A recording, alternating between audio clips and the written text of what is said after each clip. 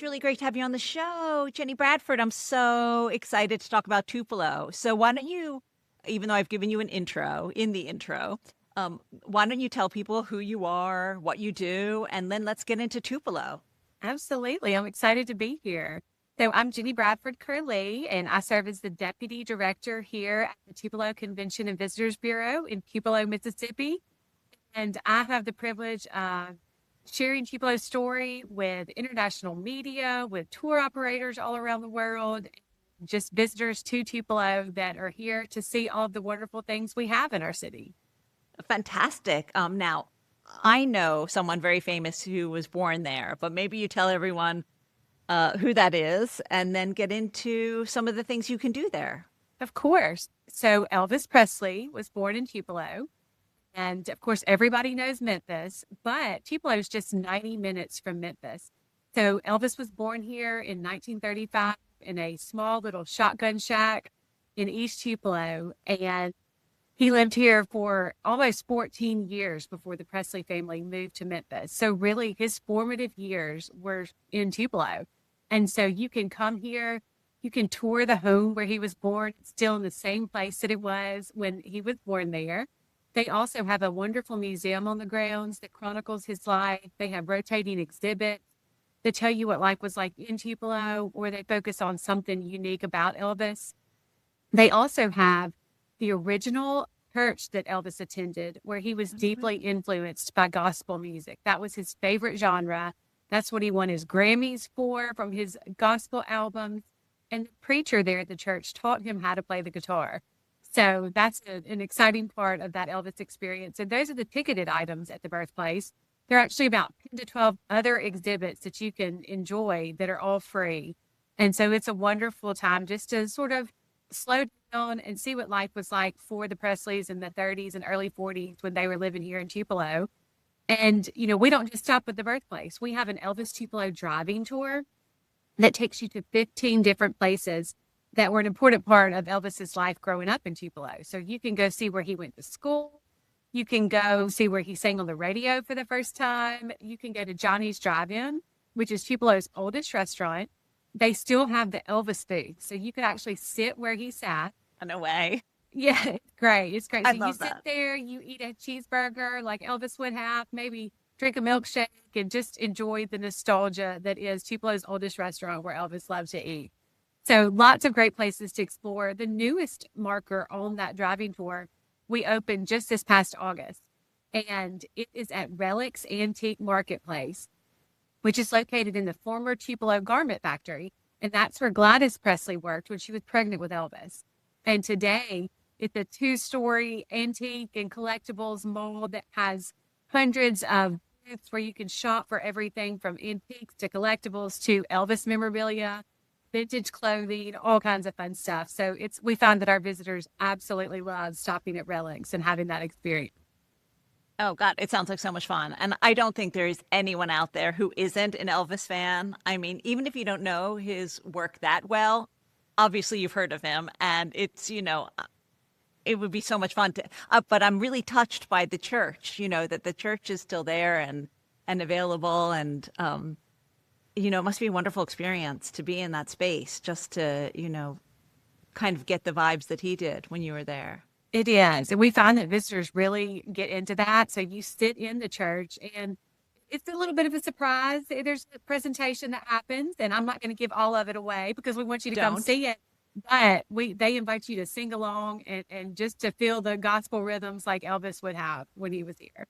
That's so exciting. And you also brought up the hamburger. So I'm sure there isn't just one place to eat in Tupelo. So tell me about maybe the food scene. Absolutely. So we are a town of about 38,000 people, but so many people come into our community to work every day that we swell to well over 100,000. So we like to call ourselves a small town with big city amenities, which means we have over 200 restaurants in Tupelo.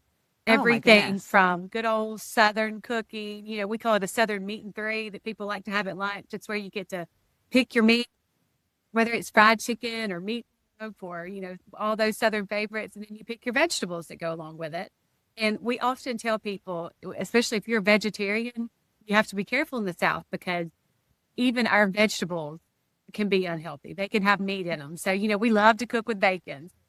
But you're never going to have a bad meal. But we have everything from, like I said, the Southern food to, we have lots of ethnic eateries. So we have a wonderful Indian restaurant. We have lots of Asian restaurants, Mexican, everything in between.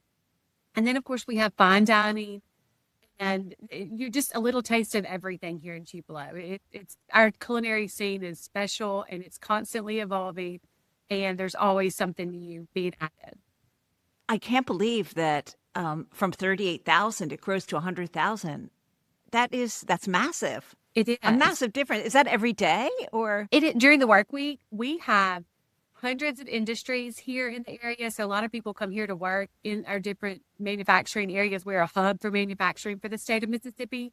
And we have the largest rural hospital in the country here in Tupelo. So a large medical community.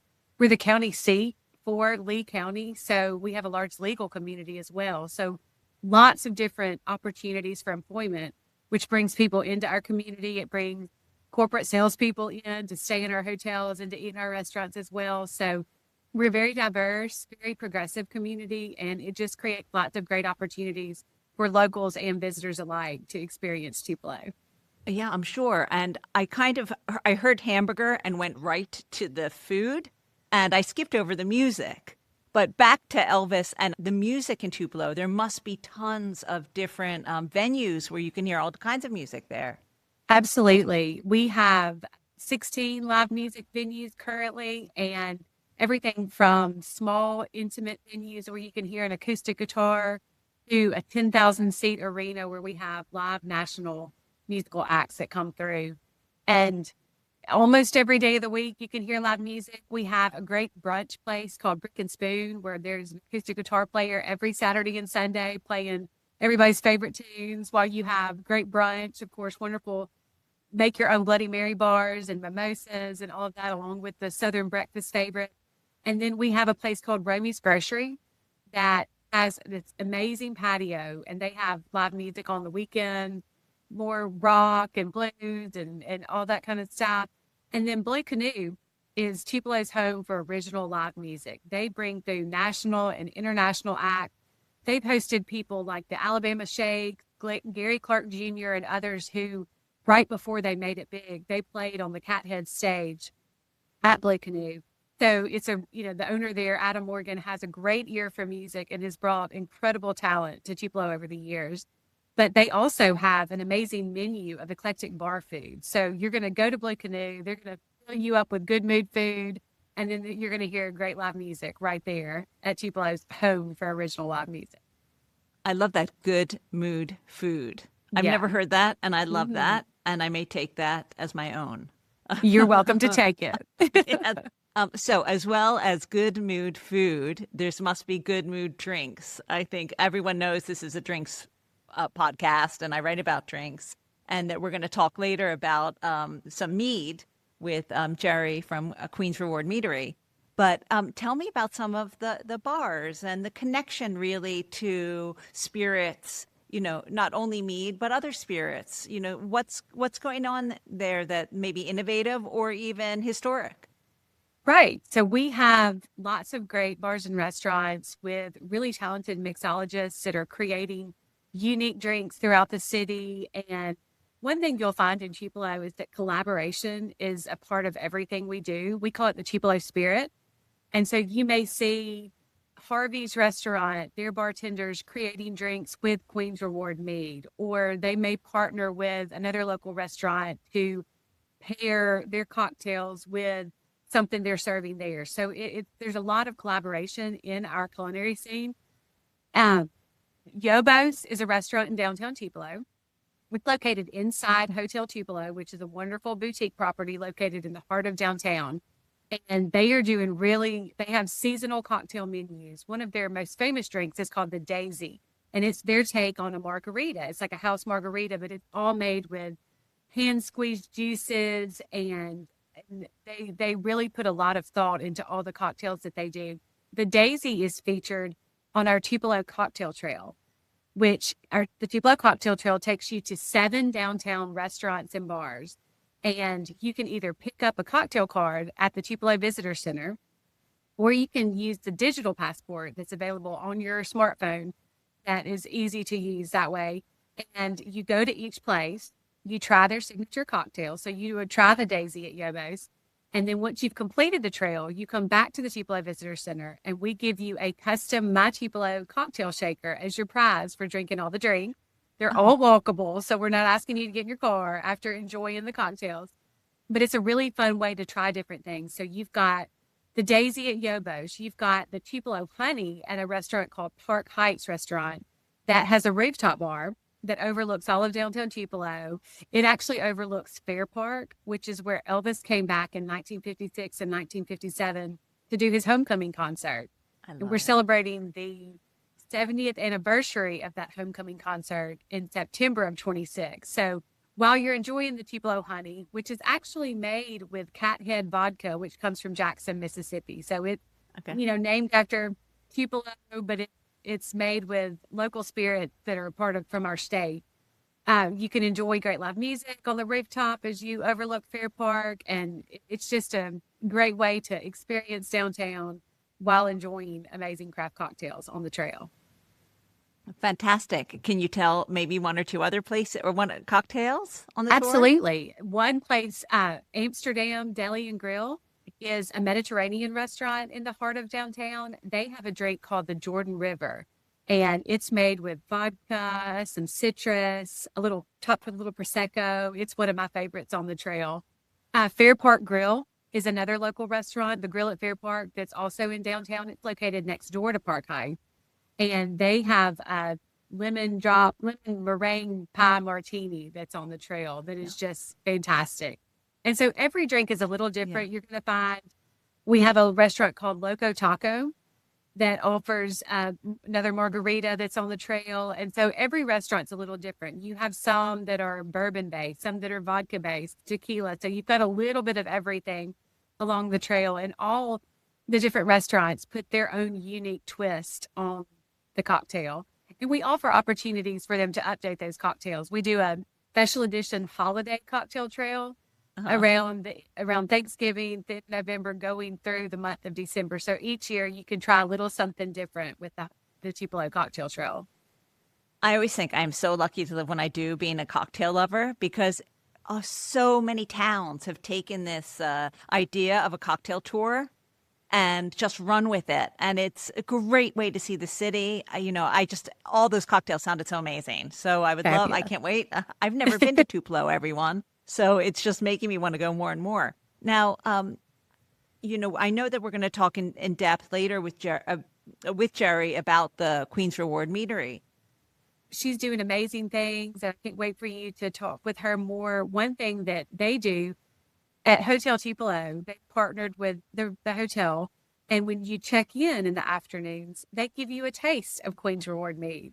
And so it's just a little taste that will hopefully whet your appetite to go out to the Meadery, enjoy the tour and tasting that they do there, all the different varieties that they have. But it's another example of the collaboration in the community where you get to try it at Hotel Tupelo, and they even sell bottles there at the hotel if you don't get the opportunity to go out to West Tupelo where the Meadery is located. Oh, I think everyone should, even if one doesn't drink, to be able to have the experience of the honey as well, which you find that taste of honey where it is, because obviously the bees collect locally. Is there anything else that we're missing that we can do in Tupelo that you can tell me about, or some fun festivals or anything? Definitely. Tupelo is known for Elvis, but we're also the headquarters of the Natchez Trace Parkway, which was just named the 4th most visited national park in the country. And the Natchez Trace starts in Natchez, Mississippi. It's 444 miles from Natchez all the way to Nashville, Tennessee. And it's a beautiful parkway. It's 2 lanes. It's a slow pace, canopies of trees, wildlife.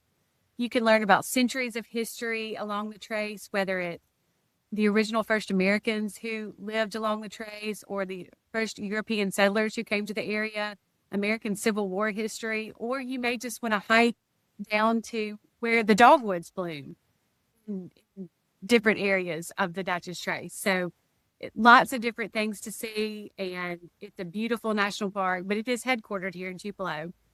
And then we also, in March of 2027, will open the Chickasaw Heritage Center. And this is going to be located, you'll be able to access it from the Natchez Trace Parkway. The Chickasaw Heritage Center will tell the story of the Chickasaw Nation from their perspective. Tupelo is the heart of the homeland of the Chickasaw Nation, and they are coming back to the homeland to tell their incredible story through this beautiful $60 million interpretive center. So we're very excited about the opening of this new attraction in Tupelo as well. As far as festivals, we are in the midst of festival season right now. It starts at the end of February and really goes throughout the year. And we have our Tupelo Elvis Festival the first full week in June every year. And so that's, an international festival. It celebrates Elvis's lasting impact on popular culture through live music events, through Elvis tribute artists contests and concerts. We have a youth Elvis tribute artist day where they learn to compete and do all the moves and sing like Elvis. And it's just lots of fun. All of our downtown merchants and retailers get into it. And we host live music at a venue called The Depot, where it's a free live music event that you can come out and participate in. So Elvis food, Elvis music, and Elvis everything in between all throughout. That must be massive. It's a big event. It's sort of the culmination of our festival season, and people from all over the world come to experience it right here in the birthplace of Elvis. I know. I would love to see all the Elvis impersonators who show up, and it's amazing. I'm sure there must be one from like each era, So it's not, You see all and there are Elvis tribute artists and there are Elvis impersonators, and so we do. When they call themselves tribute artists, they're truly paying tribute to Elvis's legacy, and they have the different jumpsuits or attire from different eras, and they know the version of the song from that year in that outfit. So it's amazing to see. I'm sure you can get so micro. It's incredible. It is incredible. With that. Well, it sounds so wonderful. I love the South. I have been to Memphis. Sadly, I haven't been to Tupelo. I haven't been to Mississippi, actually. And it's someplace that I'm desperate to go. It sounds wonderful. Yeah. And so we so look forward to hopefully everyone, after hearing this, they're going to immediately want to go. And we'll talk to Jeri in a sec about the Meadery. But thank you so much. If there's anything else that you think that we've missed. Absolutely. If people are interested, they can visit tupelo.net to learn more about all that our city has to offer. And we'll just have to get you to Mississippi at some point too. I would love it. Yes. All the information will be in the show notes and also on my blog. So everyone can find that out on lushlifemanual.com as well. So again, thank you, Jennie Bradford, for being here. I really appreciate it. Thank you, Susan. I enjoyed it.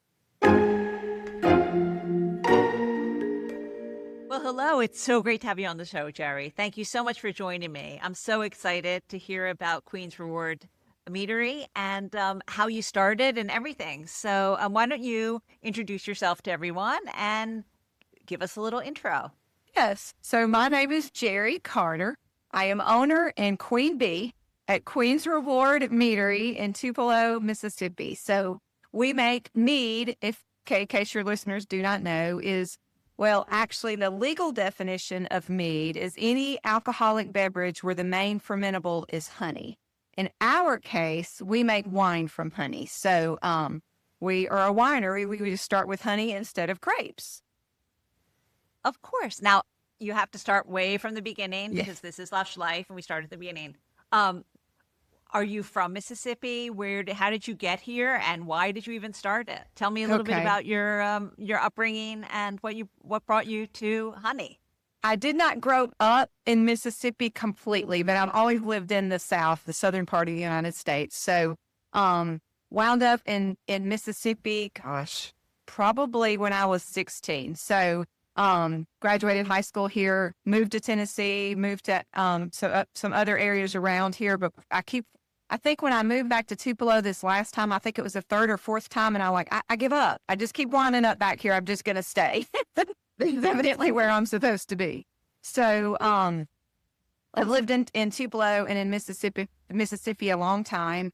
I grew up in a very strict Southern Baptist family, Southern Baptist home. So there was no wine, alcohol of any kind growing up. So it wasn't that it was such a horrible thing. It just was not around. So obviously in college and beyond, I kind of would experiment some with drinking. And so I married my husband 22 years ago. Just celebrated our anniversary last week, actually. So Congratulations. was not a big drinker growing up. In fact, grew up in a very, very strict Southern Baptist family. There was no alcohol in my house. Of course, as an adult, I started, drinking and enjoying some alcohols. It was okay. It wasn't completely taboo necessarily with my family. It was just not something that I was around. My husband's family is German. And so it was very interesting to me when we met and started dating. We would go to dinner at his family's house, and part of the meal planning in their family, you didn't only plan for the food, but you also planned for the beverage that was going to go with the food. That was a whole new concept for me because we always just had sweet tea, right? That was just what you had. So that was new and exciting. And I really enjoyed seeing how the different beverages and were partnered and paired with the different foods that we were eating and the different courses. So intrigued me some. Fast forward way ahead. The way we got started making alcohol, making wine, well, I tell people I was teaching kindergarten and first grade, and so we started making alcohol at home. It's kind of our backstory because one led to the other.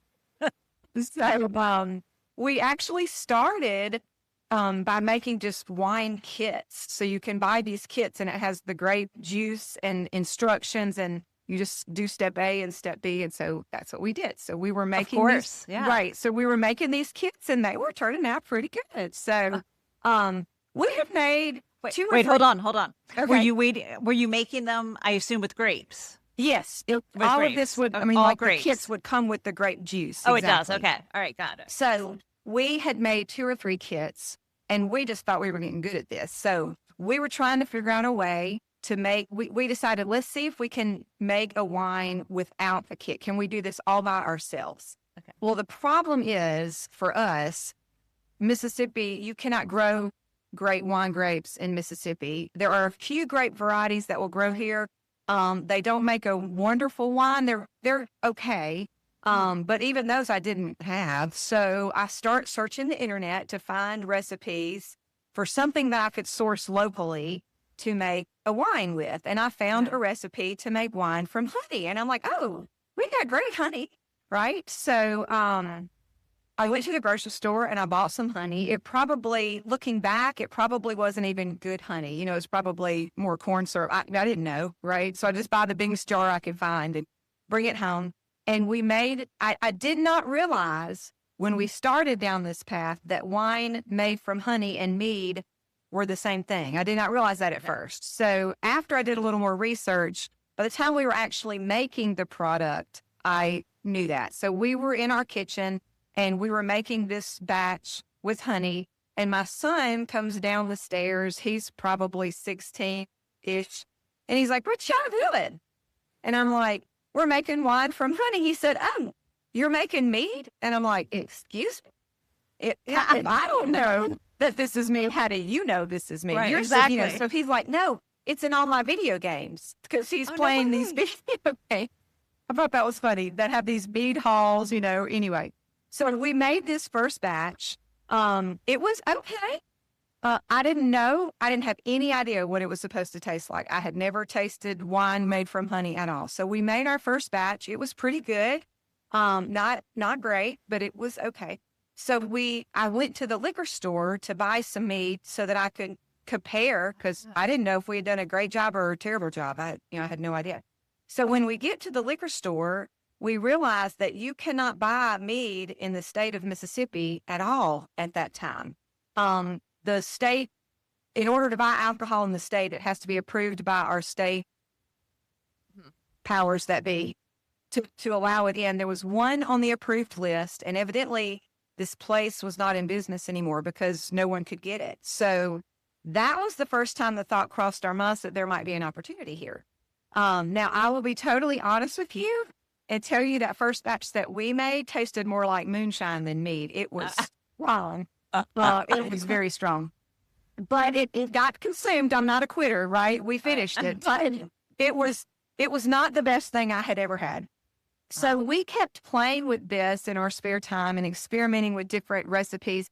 And the information out there, like on the internet at that time, this was probably maybe early 2000s, I guess. Okay. Anyway, maybe 2010s. I don't know. Somewhere in there. So the information on the internet, like one blogger would say, whatever you do, make sure you do this. And the next article you would read would be, whatever you do, don't do that. And you're like, so it was a lot of trial and error. So we just kept experimenting and playing with our recipes. And we knew that we liked what we were making better, but still I really didn't have a reference for what the rest of the world thought was good when it came to me. So in 2016, there was the first ever American Mead Makers Association's conference. So there were enough commercial mead makers and home mead makers in the country to support this conference. So it was during our spring break. So we had a week off of school. I was still teaching. And so we bought tickets and flew to Colorado to go to this conference, just to because we were still kind of planning, do we want to try to do this like professionally, or, we just didn't have any idea. Wait, I have a question. I have a question. I have to interrupt you. So had you still not tried any state's mead? Still none. You didn't even decide, I'm going to go to Tennessee. We would look around as we would travel. And if we found any, it was usually more like a beer and not really like a wine, which is still mead. It's just in a different approach to the craft. But I don't like beer, so I want to make beer. So that was kind of a factor. So we finally got the opportunity to go to this conference. So we're at this conference, and there's all these different meads, some from professional mead makers, some from other home mead makers. We did not bring any with us because we were just observing and learning.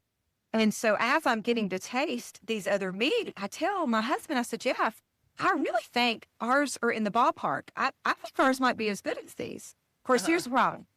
Is it good, or is it good because it's yours, right? Like, my kid is the cutest kid in the program, but the mama sitting next to me is going to argue with that, right? I love it. 100% right. Is it just good to us? Right, is it exactly. Good, like, to the rest of the world, exactly. Right? So while we were at this conference, we heard about a competition that was coming up in New Hampshire.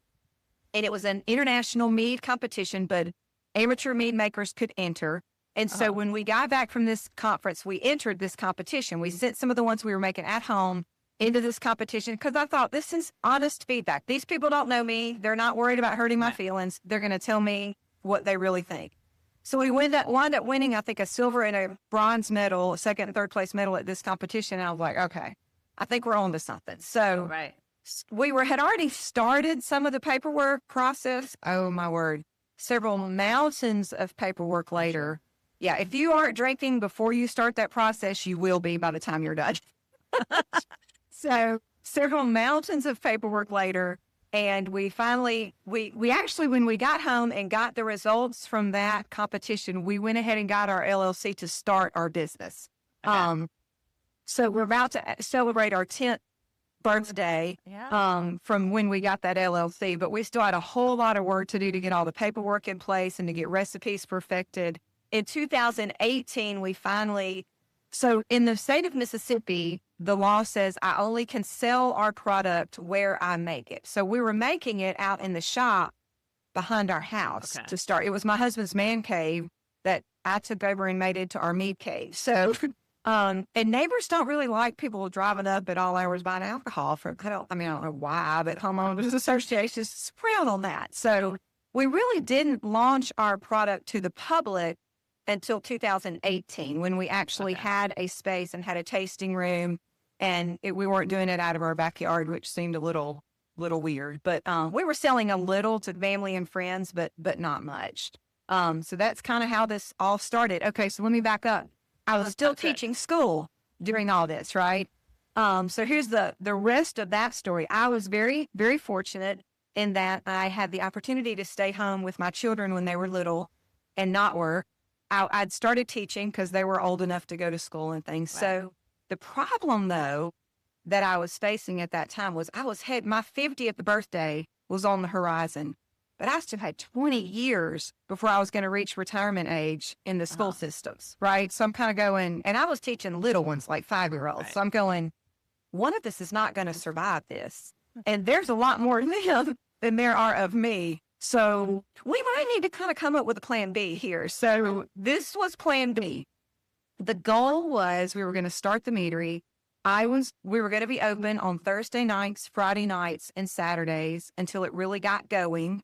And if it was successful, I would stop teaching and do this full time.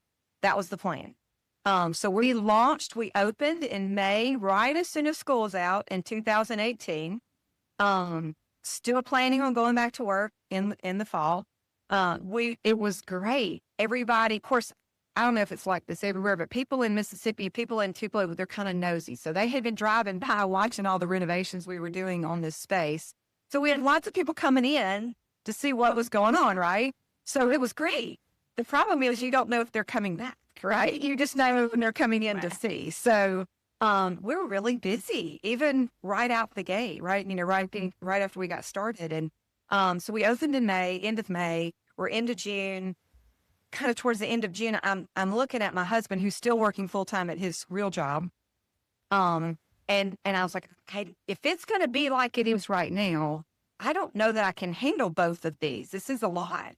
And so I'm not sure what I need to do here. And he's kind of a serial entrepreneur. He's done a lot of this sort of thing. And he looked at me and said, Jeri, you're either all in or you're not. Yeah. You can't do this halfway. You got to make a decision, which was terrifying. And so I was like, okay, but if we do this full time, that means we're all in on your paycheck because mine's about to go away for a little while anyway. So he agreed, and I called my principal, so we start school in August. So this was July, kind of getting into the first and second week of July. I'm like, I got to let somebody know if I'm not going to be back. So I did. I called my principal and I told her, don't think I'm coming back. I think I'm going to be doing this full time. And I tell people this is the most terrifying fun I have ever had. It's been a roller coaster. No, but you're so full of enthusiasm still, which is amazing. I have a couple of questions. Sure. How did you know? So I guess what is really the recipe that you were working on? Like, how do you, if you want to share a secret, of course, what are the ingredients to make what you were making, the wine? So the very basic for a traditional mead is only honey and water. So honey by itself will not ferment. It has to be diluted. That is the basis of what we make. Now, we could choose as mead makers if we want this product to finish dry or sweet. A lot of people assume because we're making wine from honey, it's going to be super sweet. We get to choose. And so we do have a traditional mead that is very dry. You can still taste the honey notes, but it's not sweet on the palate. It has no tannins in it. So it's not dry as in it, takes the moisture out of your mouth like a really high tannin red wine might be. But it is dry. Or we can go all the way to very sweet where you taste a lot of honey. That's the basis. But the fun thing about mead is that base recipe is delicious, but it's very mild. It's very subtle. So you can go crazy adding different fruits and spices and other things to make it anything. I mean, the imagination is limitless. I mean, as long as you can come up with an idea, it's possible to create it. Now, some of those ideas turn out better than others, but it's just such a great craft beverage because it lends itself to so much creativity. And honey and fruit, they just go well together. They complement each other so well. So, yeah, we're going to get into all the ones you make in a sec, but I still want to know a little bit about the beginning process. Now, you had to get honey somewhere. Right. Where did you look? Like, okay, after you bought the big bottle of it in, the CV, whatever, your supermarket, Piggly Wiggly or whatever you have down there. of the supermarket, what did you think? Did you start trying different honeys, or did So you know there's a great immediately? story behind that too. Okay, So good. when we were in Colorado, another thing that happened, and I don't know, your listeners obviously are from all over the world, but in the United States, the southern part of the United States, in some ways gets a bad rap. Like they tend to think we're kind of, we're not quite up with the times, or I don't know. That every time they put us on the national news, some dude with no teeth that can't speak proper English is who winds up getting interviewed, unfortunately. I don't think that's what my audience thinks of the South. Okay, I I've am had a lot of so glad Southern. to hear that. All right, I am have so not- thankful. I adore 'Cause the I can South. promise you, people from up north in the States, that's exactly what they think. Not all of them. I'm a Yeah. Yankee, and I don't think that. All Good. right, I'm a I'm so Northerner. thankful. I am so thankful. Well, we're at this Mead competition, right? This Okay. Mead conference, not at the competition, the conference. And after all the meetings and the classes, all the mead makers would get together at the end of the day and share their mead. So everyone there can't wait for you to try what they're making, because they all have the best thing on the table as far as they're concerned, right? Kind of like the course. cutest kid in the program. Right. So we had not brought any with us. We were just observing and learning, right? So we're standing at this table, and this table is covered in different vessels full of mead, right, from everywhere. And the guy standing next to me says, "Hey, well, where are you from?" And I said, "I'm from Mississippi." And he says, "Whoa." And he looks around the table and he picks up a mason jar, and he said, "Oh, this one must be yours." And I went, "Oh, no, you did not just do that." So it was very eye-opening that was going to be the perception of what our product would be on the market. Oh, So the we made mason a jar. It was very- all about the mason jar Right. being like a simple. back like- pedals, kind of homegrown, kind of. Isn't that interesting? So Yes. we made the decision at that moment. Our product is not only going to be great tasting, but the packaging and the branding needs to be where it could compete with any bottle on any table, no matter where it winds up in the world, right? So at that moment, we made a mission statement that we still live by. And our mission statement is that we want to create a world-class product and experience, since we have a tasting room, that is uniquely Southern in its makeup. So we're very proud that we're from the South, but we want this to be of the highest standards. Of So course. that sounds beautiful, right? But how do you know if you're doing that? Right. So one of the things that we do every year, there are no wineries near us, just because you can't grow wine grapes very well in Mississippi. So you probably have to travel 2 hours or more to get to another, and you'd have to travel out of state to get to the closest people that are making wines near us. So I don't have a winery down the street that I can go to and go, "Here, taste this. Do you taste any flaws? What can I do better?" Right? So every year we take our meads and enter them into national and international wine and mead competitions. It's always fun to win a medal. That's great. But the real value for us is the feedback that we get from those judges at these competitions, because it helps us get better at what we're doing. So anyway, that's a kind of a side note, but it was enlightening at that conference when that reaction happened. So 2 things came out of that. We realized how important it was going to be to make sure that we are not what's expected when people might have a negative expectation of what they're going to get, considering it's coming from the South. But the other thing that we realized when we were there were meads from all over the country. Some people had even traveled from other parts of the world to come to this conference. And so honey is very much like wine, in that where the grapes are grown has a huge impact on the flavor of that grape. It could be the same grape variety, but if it's grown in California or if it's grown in France, it's going to taste a little different. Honey is the same. What the bees are pollinating and where they're from is going to have a huge impact on the flavor of that honey, which translates into how that mead is going to taste, right?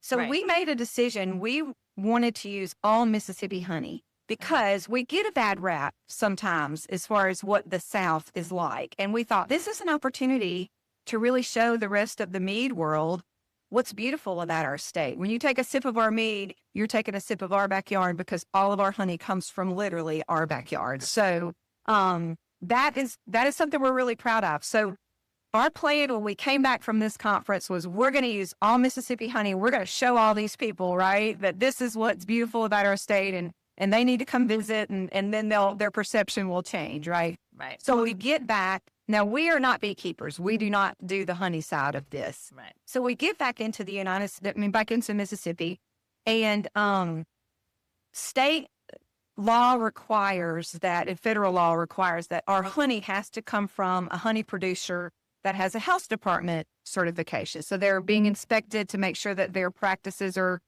sanitary and those sorts of things. So we call our health department in the state and say, can you give me a list of all the beekeepers in the state that are producing honey? Thinking there will be a lot, right? Because you can drive down the road and see apiaries in people's backyards, right? There were 6 in the entire state at that time. We were shocked that was all we had to choose from. So we get on the phone. We start calling these honey producers. We're like, hey, we're about to open up a meadery. We want to make wine for honey. And they looked at us like we were crazy. And I'm going, no, did you hear it? Cool. Hey, wine from your honey. They thought we were, we didn't get the reception we expected. He said that. So, but when they would come around, they would go, well, I can give you a couple of gallons. And I'm like, no, I'm going to need a lot of honey. But these people had already had their customer base, and so they didn't have a lot extra to give us. So we went through the whole list, and we finally came to the last guy on the list, and he lives in North Mississippi. His house is on County Line Road, and the county line is going into Tennessee. So No way. We're in Mississippi, but my problem was I really wanted Mississippi honey, and those bees don't care where the state line is, right? No. So it may be harvested in Mississippi, but it's not necessarily pollinated in Mississippi, right? But it was my only option. So we went to see this guy. Very, very nice man. Not young. I don't know how to say it nicely, but he was not going to be doing this much longer. Okay. And I was kind of going, do you have kids that plan to take over the family business? Like, something. So I was concerned when we met. So then we go into this man's honey house where he takes care of his honey. And it was not, I don't know how he passed a health inspection. Or the health inspector had not been there for a very long time. It was not pretty. And I keep going, it's okay. Honey is antimicrobial. This is okay. Like because this is our last option, right? And so we already got 2 strikes. I'm not feeling real good about this. So as we get ready to leave, he's a sweet old man, and he's just talking, and he tells us, so in the wintertime, the bees either eat the honey that they've been making, or if you've taken their honey, you have to feed them, right? So the guy tells us, oh, I just sell that honey, and I get new bees in the springs. Really? So he lets his bees starve to death. And so that would be it. Strike free. My poor husband, we get in the car, and I'm like, can you, I didn't want to go. He's like, Jeri, calm down. I'm like, No, I'm like, oh my God. Right. So I would have that same reaction. I am having that same reaction. That's how we were. And so we get back in the car, and I was like, I can't use his honey. I mean, I can't look myself in the mirror, right? Yeah. That's one of the big benefits of being a mead maker is I get to provide a resource and an income for these beekeepers who are caring for our bees who are already in decline, right? So we just thought, oh, well, we're not going to get to do this. This isn't going to happen. So we go back home. Monday morning, we call the health department one more time and said, do you have anybody else? I mean, we called everybody on this list. And the lady from the health department said, oh my gosh, I just did the inspection on this guy last week. You're going to love him. You have to go meet him. So we call him. And at this point, I'm skeptical. I got to see this place. I'm not trusting anybody after what I saw last time. So we call this guy. He is in Tinsley, Mississippi, which is a little place in the middle of nowhere, right smack dab in the middle of the state. These bees can't get out of the state if they wanted to, right? They're in there. So we make an appointment to go visit him. I thought I had been to the middle of nowhere in Mississippi. I had not. A GPS lost me on the way to find this guy. It is literally, it's nothing but farmland, which is great cool. because these Yeah. bees are pollinating these crops right in the middle of the Mississippi Delta. Anyway, so we meet this guy. He's probably in his early 40s. I tell him, we're going to make wine with your honey. And he's like, oh my gosh, that's awesome. I'm like, I know. We had an instant connection.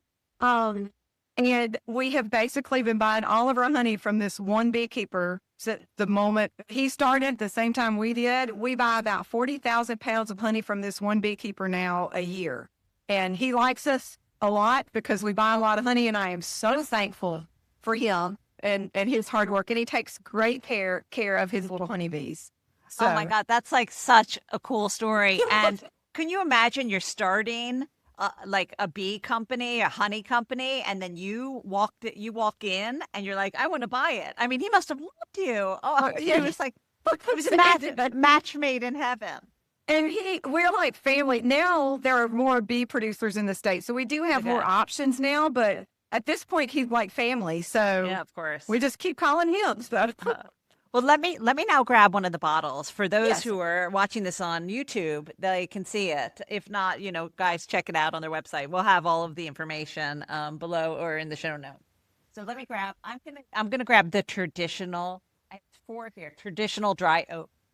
If that's, or do you want to start with the ruby, chocolate covered cherry? Here, I'll do traditional. Okay. But everyone can see these, guys. These are their gorgeous.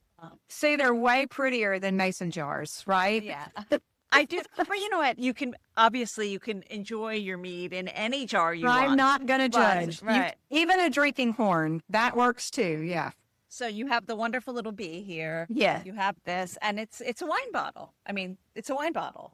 Well, we are considered by the federal government to be a bonded winery, and we're considered by the state government to be a native winery. Because we use all Mississippi honey, we get to be a native winery within the state. So it is a wine. It's considered a wine. So you can sell it in Mississippi. Yes. Of And course. we sell it beyond. We sell it in Mississippi in liquor stores. We can ship to 41 states outside of Mississippi. We're currently working with brokers to start selling. Well, we sell in Alabama. We're working on Louisiana and Missouri and Arkansas. So Yes, and I'm lucky enough they shipped this to me when I was in Philadelphia, and I brought it back to London. But why don't you tell me about? So you had your traditional. So I just want to name. They have so many. Check out their website. So many different kinds of wine. But the ones that I have here are ruby, and we have traditional dry oak, which I already showed. Winter spice. This is winter spice, and then this one, which sounds so amazing, chocolate covered cherry. So I assume you just started with one or two. Can you just talk me how the progression of all the different expressions came about? Well, ideas are never the problem. Once you get started, right, it's finding time to get them all, to try them and to get them all made. So when we first opened, we had 4 meads on the shelf. We had the traditional dry and the traditional sweet. And that was very deliberate because we knew people expected this to be sweet. We knew that was going to be something that we were going to have to do some educating on as people discovered our product. So I've always had that traditional dry just because it's fun and it's unexpected. The one that you have is a traditional dry that we've aged on oak. That is delicious. It's one of my favorites. It just really, you don't taste a lot of oakiness in it, but the oak there's a little bit of acidity to the traditional dry. When you put the oak in there, it just mellows it. So even though it's not sweet at all, you really get a lot of honey notes. You can really taste the honey in that one, even though it's not sweet, which is it's just fun. But it's very subtle. It's a very mild flavor. Is it American oak, or what oak do you use? Yes, American white oak, yes. Are they virgin casks, or are they charred? That one, actually, it's not those are not made with a barrel. They're actually oak staves that we put in the stainless tanks, yes. So, then another one that we had, now we didn't have the oak one when we opened. That one's been more recent, but same idea, just a variation on that. We have one also when we first opened that we call Scarlet Noir. It is a Pinot Noir mead. So it is made with wine grapes, but it's also made with honey. So the wine grapes, wine grapes go into the tank at the beginning of the fermentation, just at the same time the honey goes in. So they both go in together. So it's not a finished Pinot Noir and a finished wine that's been a mead that's been blended. The wine grapes and the honey actually ferment at the same time in the same tank. So we do not grow Pinot Noir grapes in Mississippi. We ship those in from Oregon. We just make those better by adding our Mississippi honey to it. That's how that works. So, but it just, the honey plays so well with these other fruits. It's easy to add any kind of fruit that you can imagine to the honey to start with. Now we have to adjust the amount of honey because there's sugar obviously in the wine grapes. And if we go above 14% ABV, alcohol by volume, then we have to pay more taxes. So we try not to do that. Okay. But it's all exactly the process of making the mead is exactly the same process as winemaking. We actually use tanks that are made for winemaking. The yeast that we use is made for winemaking. So the process is exactly the same. We just happen to start with honey instead of grapes. The ruby that you have is made with cranberries, actually. A little bit of orange to kind of balance the tartness of the cranberries, but it's a cranberry. That is the best seller in our tasting room right now. So it's a semi-sweet. It's just great and easy to drink. So the idea behind the ruby was for Thanksgiving. It goes great with Thanksgiving dinner and turkey and all the fixings, right? And that was when we made it, was in the fall for Thanksgiving. But I have found that I sell way more of this in the spring and summer because it's just light and easy to drink, and it's perfect to sit on your back porch on a warm summer day and sip on. So I'm kind of like, what do I know? If they want to drink it in the summer, I'll make it when they want it, right? So yeah, exactly. it's kind of great all year round. And then the other one I think you have is winter spice. Is that right? Winter spice here, yeah. Okay, so the winter spice is our traditional sweet. So the same thing. Traditional means only honey and water. It's fermented. It's finished. After fermentation, we age that one on cinnamon, clove, and nutmeg. So it takes on those mulling spices, those baking spices. It is delicious, served chilled. But when it's best is when it's cold outside. Heat it up like a hot cider. You don't want it to boil. Just let it get warm and a little bit steamy. I like to squeeze a little orange in there, a little fresh orange in there, and oh my goodness, it's just yummy. And that honey kind of coats your throat. It's just fabulous. Yeah, great alternative to like a mulled wine here. Right, exactly. Oh my God, yes. And then I have this is so amazing, chocolate covered cherry. That one is a lot of fun. Okay, that is not like that candy that you see at Christmas that makes your teeth hurt because it's so sweet. You know what I'm talking about? My mother, I do. I love those though. But my mother loved them, and I think that's why we're always in my Christmas stocking because she knew she would get to eat. My mother loves them too. She loves a chocolate covered cherry. It's not funny. So this is actually a tart cherry with a chocolate finish on it. So it's delicious. It's a lot of fun. That one is very unexpected and very different. It is a little more full bodied, a little heavier. So we sell a lot more of that probably in the fall and winter than we do in the spring and summer, at least down here in the South where it gets so warm. But it's perfect for Christmas gifts, for Valentine's Day, for your sweetheart. I mean, it's just fun and unexpected.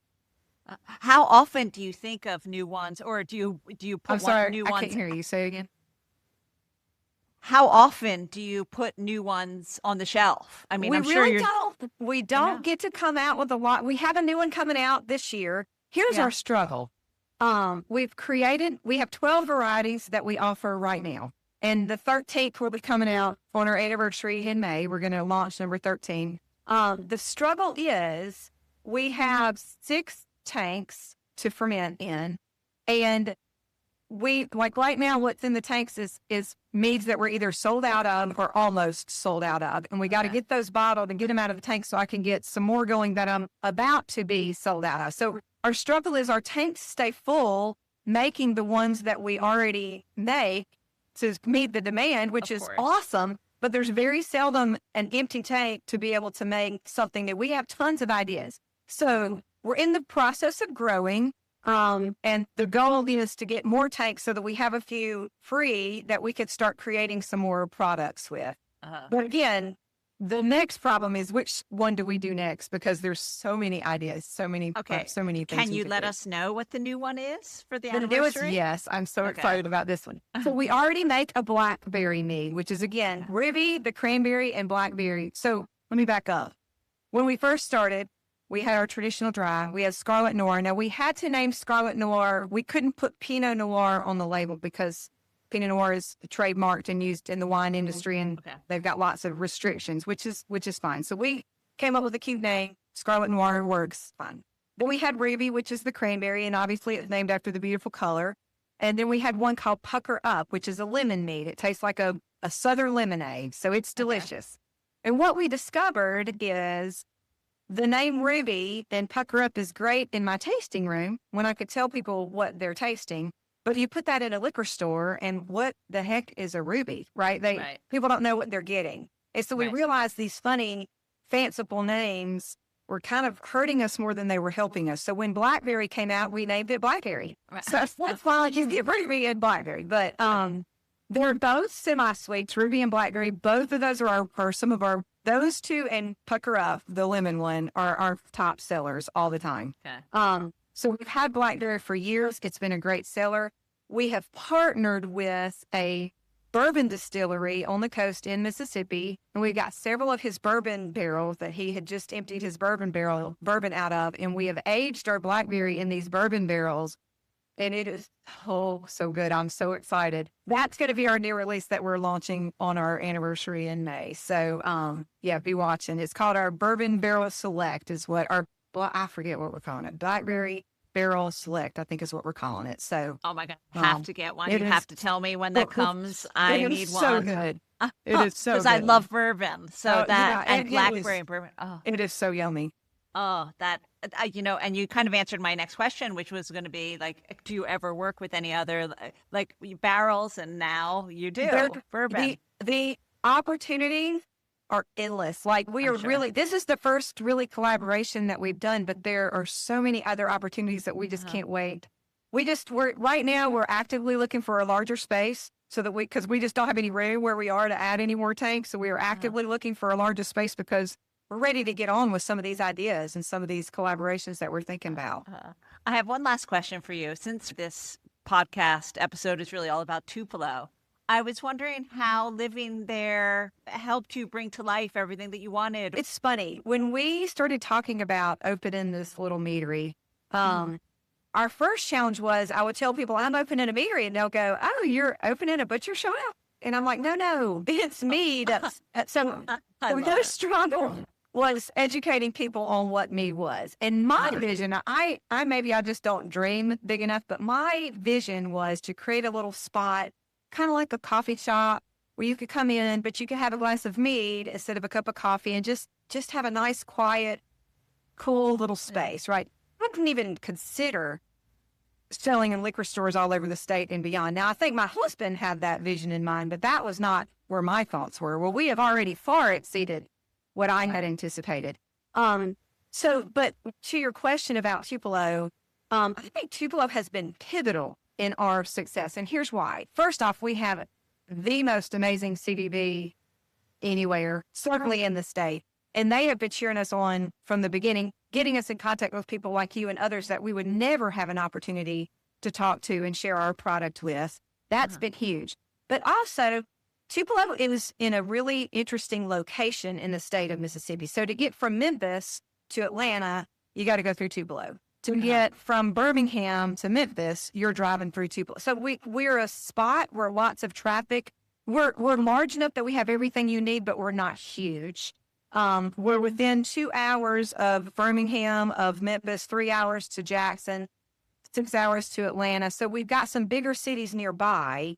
We have the Natchez Trace Parkway, which is the longest national park in the country. Literally a mile down the road, one of the exits is here in the central location where the offices are here in Tupelo. Right. So a lot of things are happening, and a lot of people are traveling through Tupelo all the time. So that provides lots of opportunities when people are traveling. They're looking for a place to stop. Tupelo is kind of the bigger town, bigger city in the area. So we're a good stopping place. They look for somewhere to stop and they wind up here, which is, we've had people from all 50 states and I think 25 other countries walking through which is crazy, right? In this little town in North Mississippi. So that's been huge. And I think another thing that has been very beneficial to us, I think if we had tried to do the same concept in a place like Nashville or Memphis or Jackson or Birmingham, a bigger city, it would have been hard for us to get above the noise. There's so much happening in these communities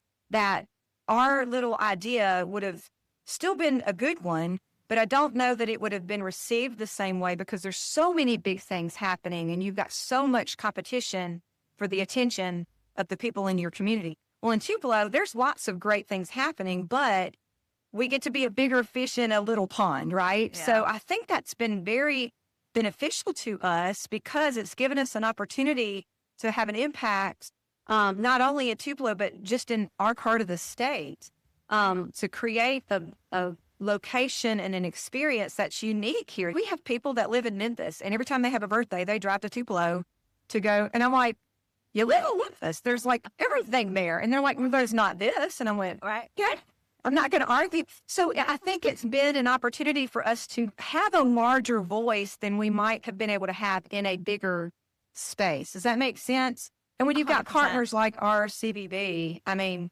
that I couldn't pay for that kind of advertisement. It's invaluable. I don't even have a way to put a value on it. It's just, it's huge. Well, yes, they led me to you. As I Right. said, we spoke to Jennie Bradford. Everyone met before, and it seems like a wonderful city too, with obviously all the Elvis stuff and the Natchez Trace stuff. It just sounds and of course delicious mead to drink. Well, can while I tell you're you there, one but- more story? This is Of course. This is indicative of what Tupelo is all about. So we had just opened our tasting room, right? It was probably within the first 2 to 3 weeks of opening. And I didn't have any employees. I'm the one, and my children, I have 2 children at that point that were old enough to pour legally, and they volunteered to help mom or they didn't get to eat at home. Right. So that's how it kind of got started. So it was one evening, one afternoon, and a bunch of several business owners that had businesses in downtown Tupelo showed up at the Meadery. I knew who all of these people were because I had been in their businesses. None of them knew who I was at the time because we were just getting started. So I'm pouring and telling these people we only had 4 meads to taste at the time, and I'm telling them our story. They were super nice. I didn't expect them not to be, but it was Right. fun. I was flattered that they had taken the time to come in. They left. It was good. The next day, I start getting text messages and emails and phone calls from these business owners saying, hey, Jeri, here's who we call to get our T-shirts printed. Here's who we call to make our bags with our logos on it. Here, how can we help you?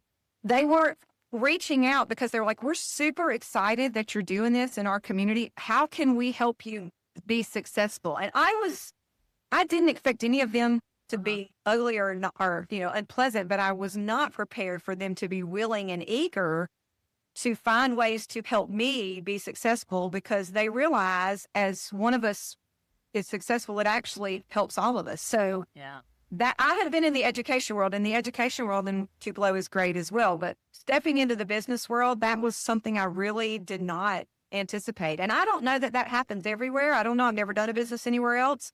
But I just think Tupelo is a special place. And we're big enough that we have everything you need, but small enough that we still know each other. So I love that. And, it's such a nice thing to hear, really. And I love working with them. And, I was really, really excited to do this. As I said, sadly, I haven't been there, but I'm really, I well, can't now wait. you have an excuse to And come. now, there's And you've there's got been friends. I've got millions of excuses to come. So I really appreciate you sitting down with me and chatting. This has been so much fun. Oh, I good. love your story. And I can't wait for everyone to hear about it. And I can't wait to finally open one of these. I've You been have keeping these for- amazing self-control. I have to pat you on the back. I don't have that kind of self-control. I just sit more bottom. Well, I thought it would look good if I were doing the podcast and it'd be completely empty and be like, Yeah. sorry, I drank this already. So, Well, thank you so I'm much. glad. It's And I been a- hope you love them. I'm sure I will, but it's It been was such a a pleasure. It was a pleasure. Thank you. And I expect to see you here sometime. Come visit. will. And That's promise. around here, once we've had we're not friends anymore, we're family. That's how this works. That's how I So. feel too. So thank you so much. And Thank we'll you. see you in Tupelo. Yeah, I look forward to it.